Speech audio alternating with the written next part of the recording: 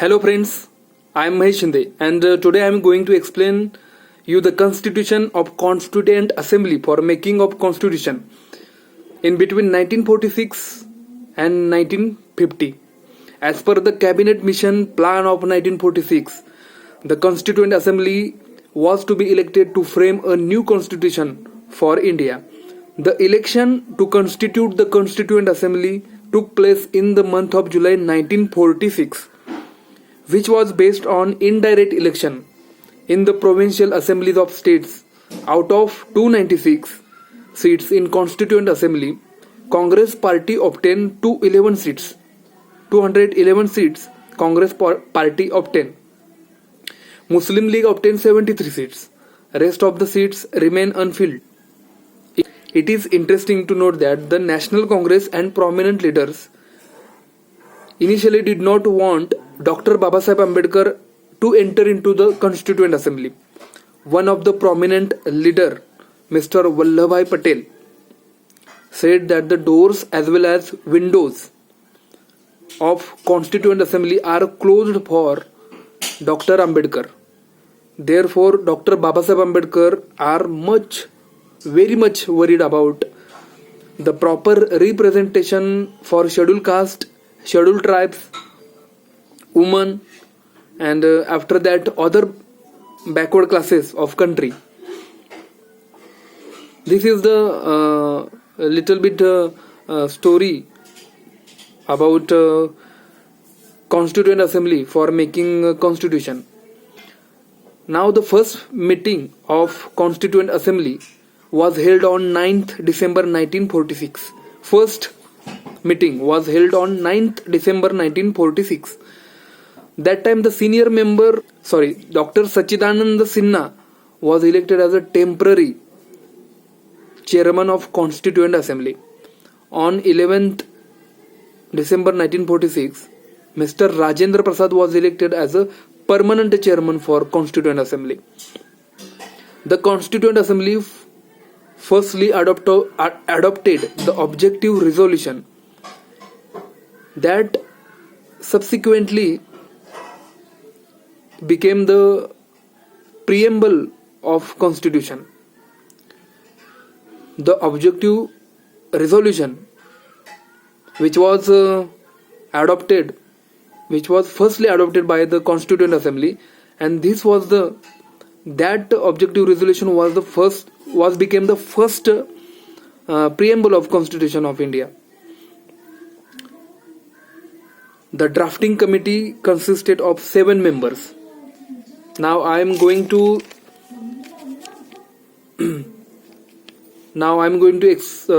explain the members of Constituent drafting committee members. First, Dr. Babasaheb Ambedkar. Second, Alladi Krishnaswamy Iyer, N. Gopalswamy Iyengar, K. M. Munshi, Muhammad Sadullah, B. L. Mittar, and D. P. Khaitan. Dr. Babasaheb Ambedkar, while submitting the final draft of Constitution on 26th, now I am going to telling the speech of Dr. Babasaheb Ambedkar. Sir, looking back on the work of the Constituent Assembly, it will now be 2 years, 11 months and 17 days since it first met on 9th December 1946. During this period, the Constituent Assembly has altogether held 11 sessions, and first were spent in passing the objective resolution and the consideration of the reports of Committee on Fundamental Rights, on Union Constitution, on Union Powers, on Provisional Constitution, on minorities, and on scheduled areas and scheduled tribes. The 7th, 8th, 9th, 10th and 11th session were devoted to the consideration of the draft constitution. These 11 sessions of the Constituent Assembly have consumed 165 days.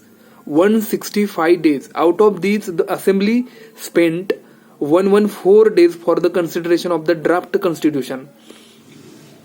The sessions of Constituent Assemblies were as follows. First session were held the sessions of Constituent Assembly were held as The first session 9th December to 23 December on 1946. Second session 20 January to 25 January 1947. Third session 28 April to 2 May 1947. Fourth session 14 July to 31st July 1947. Fifth session 14 August to 30 August 1947. Sixth session 27 January. Seventh session 4 November to 8 January 1949. Eighth session 16 May to 16 June 1949. Ninth session 30 July to 18 September 1949. Tenth session 6 October to 17 October 1949. And last is the 11th session 14 November to 26 November 1949.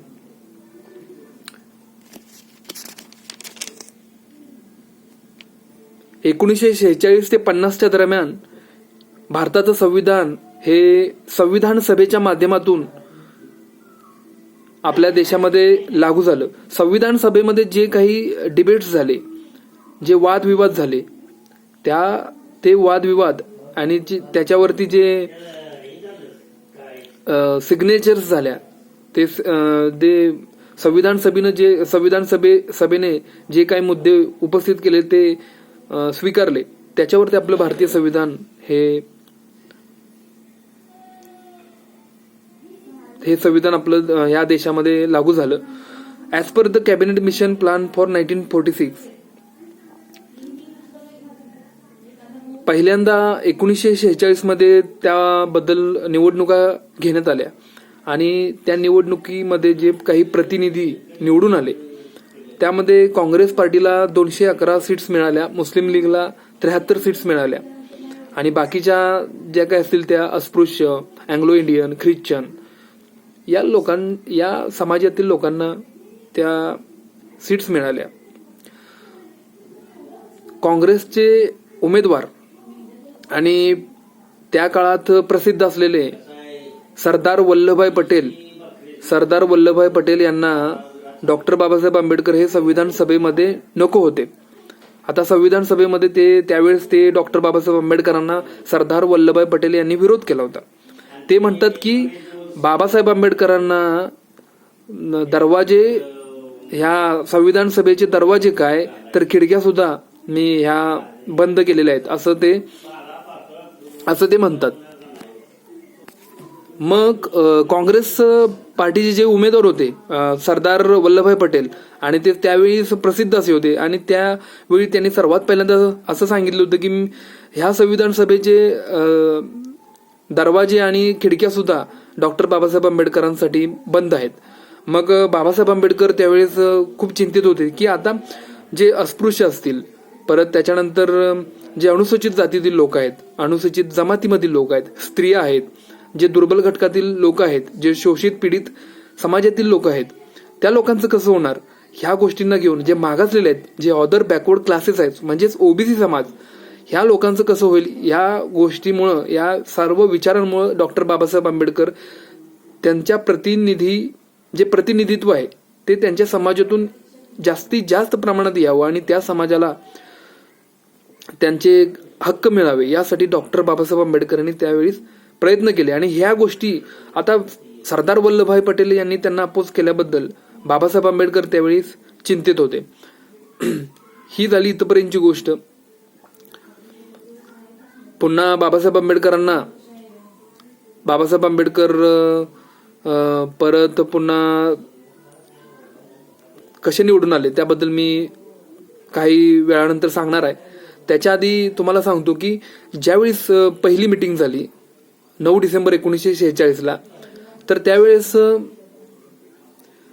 संविधान सभेचे म्हणजे जी constituent assembly होती तिचे chairman हे doctor सच्चिदानंद सिन्हा होते. ते temporary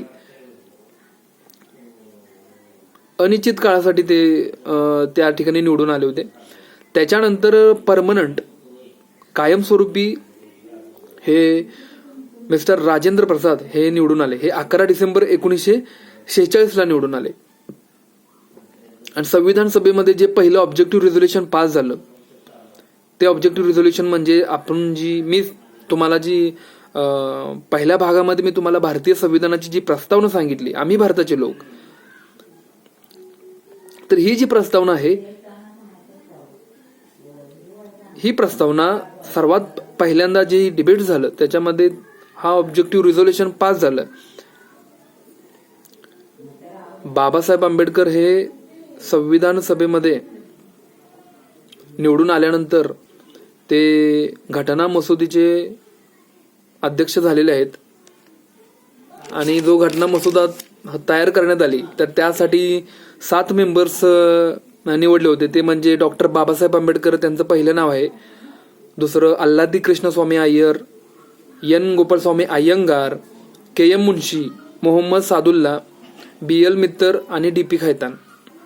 Babasaheb आंबेडकरांचं त्यावेळेचं speech आहे. त्यांनी ज्यावेळेस 26 नोव्हेंबर 1949 भारतीय संविधान हे आपल्या कॉन्स्टिट्युएंट असेंब्लीमध्ये ज्यावेळी त्यांनी फायनल केलं, त्यावेळी ते फायनल करताना त्यांचे हे स्पीच आहे की हे जे संविधान आहे ते बनवण्यासाठी ह्या संविधान सभेला 2 वर्ष 11 महिने आणि 17 दिवस लागलेले आहेत. यामध्ये 11 सेशन झालेले आहेत. आणि जे काय ऑब्जेक्टिव्ह रिझोल्युशन वगैरे पास झाले, त्याच्यानंतर fundamental rights, union constitution, union powers, provisional constitution, schedule tribes, schedule areas, तर यांच्या हे जे काही अधिकार आहेत, हे जे संविधान सभेत ऑब्जेक्टिव्ह पास झालेले आहेत, हे सर्व या सेशनमध्ये डिस्कस केले गेले. म्हणजे जी कॉन्स्टिट्युएंट असेंब्ली होती त्या असेंब्लीमध्ये, त्यासाठी कॉन्स्टिट्युएंट असेंब्लीला 165 दिवस लागले, असं डॉक्टर बाबासाहेब आंबेडकर म्हणाले. असे 11 सेशन झालेले आहेत. ही झाली छोटीशी माहिती ही भारतीय संविधानाबद्दल. आता मी तुम्हाला भारताचं संविधान काय आहे, म्हणजे कशासाठी, कशामुळं, आणि आपल्याला आजपर्यंत लोकांना भारतीय संविधान माहिती नसतं. भारतीय संविधान आणि Indian Pinal code, IPC act म्हणजे जो पोलीस कायदा आहे तो कायदा, आणि भारतीय संविधान याच्यामध्ये लोकांना कन्फ्युजन होतं. लोक ज्यावेळेस एखादं चुकीची घटना घडते, एखादा गुन्हा होतो, तर त्या गुन्ह्याला जे पोलीस कायद्यामध्ये जे काही कायदे आहेत, तर लोक काय करतात, पोलीस कायदा आणि भारतीय संविधान याचा परस्पर संबंध लावतात. आणि त्यामुळे काय होतं, तर संविधानाला नावं ठेवलं जातं. तसे कायदा बनवण्याचा अधिकार हा केंद्र सरकारला आहे. त्याच्यामध्ये ते अमेंडमेंट करू शकतात. ह्या आपल्या भारतीय संविधानानेच आपल्याला तसा अधिकार दिलेला आहे की तुम्ही अमेंडमेंट करू शकता. म्हणजे आपल्या संविधानामध्ये आपल्याला काही बदल करायचे असतील तर तुम्ही बदल करू शकता. पण ते कसे बदल असतील, काळानुसार ते बदलत जातात. असं डॉक्टर बाबासाहेब आंबेडकर स्वतःच म्हणाले होते की हे संविधान जर वाईट ठरलं तर मी हे संविधान जाळीन, असं डॉक्टर बाबासाहेब आंबेडकरांच्या तोंडची वाक्य आहेत. त्यानंतर बाबासाहेब आंबेडकर हे सुद्धा म्हणाले होते की संविधान कितीही वाईट असलं, जर चालवणारे चांगले असतील तर ते संविधान हे शेवटी चांगलं ठरलं जाईल. पण संविधान वापरणारे हे वाईट आहेत आणि संविधान हे चांगलं आहे. बघा, लक्षात ठेवा, आता त्याचा अनुभव येतोय. संविधान वापरणारे वाईट आहेत, वाईट शक्ती लोक आहेत. केंद्र सरकार बसलेलं आहे ते वाईट आहे. त्यांना शेतकऱ्यांचं पडलेलं नाहीये, विद्यार्थ्यांचं पडलेलं नाहीये, जे बेरोजगार आहेत त्या लोकांचं पडलेलं नाही. त्यांना माणुसकीशी काहीही घेणे देणे नाही. अशा लोकांच्या बाबतीत म्हणजे ही जर असे लोक जर हे वाईट असतील आणि संविधान चांगलं असेल आणि हे लोक त्याची अंमलबजावणी करत असतील, वाईट लोक अंमलबजावणी करत असतील, तर संविधान हे वाईट ठरणार. असं डॉक्टर बाबासाहेब आंबेडकरांचं कॉन्स्टिट्युएंट असेंब्लीमध्ये त्यांनी हे भाषण दिलं होतं. त्यावेळी हे उद्गार आहेत त्यांचे की संविधान कितीही चांगलं असेल आणि वापरणारे, त्याचा वापर करणारे वाईट असतील तर ते संविधान वाईट ठरणार. आणि संविधान हे कितीही वाईट असेल आणि वापर करणारे चांगले असतील तर ते संविधान चांगलं ठरणार. भारताचे गणराज्य हे जगातील सर्वात मोठे लोकशाही प्रजासत्ताक आहे. अनेक प्रकारचे भेदाभेद आहेत, अनेक प्रकारची विविधता. बघा, आपल्या देशामध्ये गल्ली गल्लीत वेगवेगळे धर्म आहेत.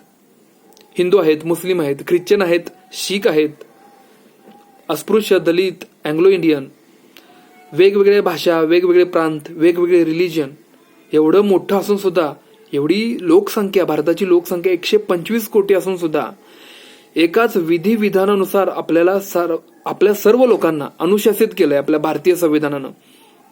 बघा, तुम्ही लोक नावं ठेवताय भारतीय संविधानाला. तुम्हाला आतापर्यंत ह्या गोष्टीचं काय माहिती, याबद्दल काय माहिती होतं? तुम्हाला निर्माते माहिती नव्हतं, कॉन्स्टिट्युएंट असेंब्ली काय माहिती आहे, ह्याबद्दल काय माहिती नव्हतं. पण उठलो चाललो, लगेच आपण काही वाचलं नाही, त्याच्यामध्ये काय आहे त्याचा कधी अभ्यास केला नाही, आणि अभ्यास न करता एखाद्या गोष्टीबद्दल आपण बोलणं, त्याच्याबद्दल चुकीचे निष्कर्ष काढणं, हे बौद्धिक दारिद्र्यात अडकलेल्या व्यक्तीचं काम आहे. जो व्यक्ती बौद्धिक मानसिक गुलामीत असतो, बौद्धिक दारिद्र्यात असतो, आंधळेपणाने विश्वास ठेवतो, आणि एखादा प्रवाह वाईट असेल म्हणजे त्या प्रवाहात तुम्हाला माहिती आहे की तो प्रवाह आपल्याला मृत्यूच्या दरीत घेऊन जाणार आहे, आणि हे तुम्हाला माहिती आहे, तरी तुम्ही सुद्धा त्या चुकीच्या प्रवाहासोबत वाहताय. हे मनुष्य असण्याचं कारण, हे मनुष्य असण्याचं लक्षण नाही. चांगला मनुष्य कोण असतो? ज्याच्याकडे सम्यक दृष्टी असते.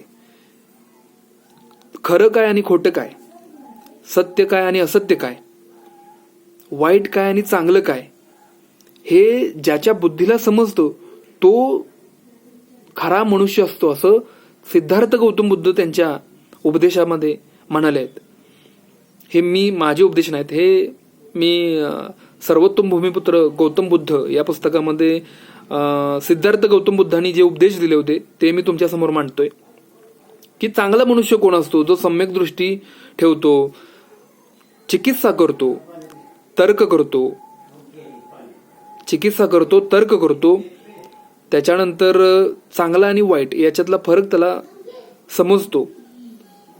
सत्य काय, असत्य काय, त्यातलं चांगलं काय घ्यायचं, वाईट काय सोडायचं, हे जे असं त्या व्यक्तीला कळतं, तो मनुष्य चांगला असतो, आणि त्याची कीर्ती सुद्धा चारी दिशेने जाते, असं सिद्धार्थ गौतम बुद्ध म्हणतात. मग आपल्या लोकांना याचं या बाबतीत अज्ञान असतं. लोक आंधळेपणाने कोणत्याही गोष्टीवरती कसलाही विश्वास ठेवतात आणि त्याला वाईट ठरवून टाकतात. आणि मी जे तुम्हाला सांगतोय ते मला मान्य आहे की जे लोक स्वतंत्र आहेत, ज्यांना स्वातंत्र्य, त्याच्यावरती त्याचं प्रेम आहे, स्वातंत्र्यावरती ज्या लोकांचं प्रेम आहे, अशाच लोकांना माझं हे व्हिडिओ आवडणार आहे. आणि ज्यांचं गुलामीवरती प्रेम आहे, त्यांचा आणि माझं सांगण्याचा काहीही संबंध नाही असं मला वाटतंय. त्यांनी दुर्लक्ष करा. आता संविधान सभेचं जे कामकाज झालं 1950 साली, जे लोकसभा सचिवालयाने जे खंड प्रकाशित केले ते हिंदी आणि इंग्रजी या दोन्ही भाषेत आहेत. त्याला constituent assembly debates official report असं इंग्रजीमध्ये म्हणायचं. Constituent assembly official report. भारताची संविधान सभा ही संविधान सभा जी आहे म्हणजेच कॉन्स्टिट्युएंट असेंब्ली, याच्यामधून भारतीय संविधानाची निर्मिती झाली. 19/2/1946 रोजी कॅबिनेट मिशन मंत्रिमंडळ या योजनेद्वारे संविधान सभेचा प्रस्ताव मंजूर झाला. 20 ऑगस्ट 1917 साली ब्रिटिश सरकारने भारताला क्रमाक्रमाने स्वातंत्र्य देण्याची घोषणा केली. त्यासाठी त्यांनी काय केलं तर 1918 साली मॉन्टेग्यू चेम्सफोर्ड असा अहवाल आपल्या भारतामध्ये आणला. त्यांना आपल्या भारताला क्रमाक्रमाने स्वातंत्र्य द्यायची त्यांनी घोषणा केली. मग त्यांनी मॉन्टेग्यू चेम्सफोर्ड हा अहवाल आपल्या देशात आणला. बरोबरच काय केलं, 1928 साली मोतीलालजी नेहरू यांच्या अध्यक्षतेखाली नेहरू घटना समितीने स्वतःचं संविधान बनवायचं स्वतःचं संविधान बनवायचं हे चालू केलं त्यांनी, त्याच्यावरती काम चालू केलं. पण हे संविधान वाचून अस्पृश्य असतील, जे मुस्लिम असतील, त्याच्यानंतर अँग्लो इंडियन असतील, ख्रिश्चन असतील, जे ओबीसी आहेत, ऑदर बॅकवर्ड क्लासेस आहेत, त्यांना त्याच्याबद्दल म्हणजे त्यांनी नापसंती दाखवली, त्यांना ते आवडलं नाही. मग सगळ्यांची अशी चर्चा झाली की असं संविधान बनवायचं ज्याच्यामधून सगळ्यांचा फायदा आहे. हिंदूंचा फायदा आहे, मुस्लिमांचा फायदा आहे, ख्रिश्चनांचा फायदा आहे, शीख लोकांचा फायदा आहे, अस्पृश्य, दलित, स्त्रिया, दुर्बल घटकातील जी मुलं आहेत त्या सर्वांचा फायदा आहे. तर असं संविधान सगळ्यांसाठी बनवायचं हे चालू झालं,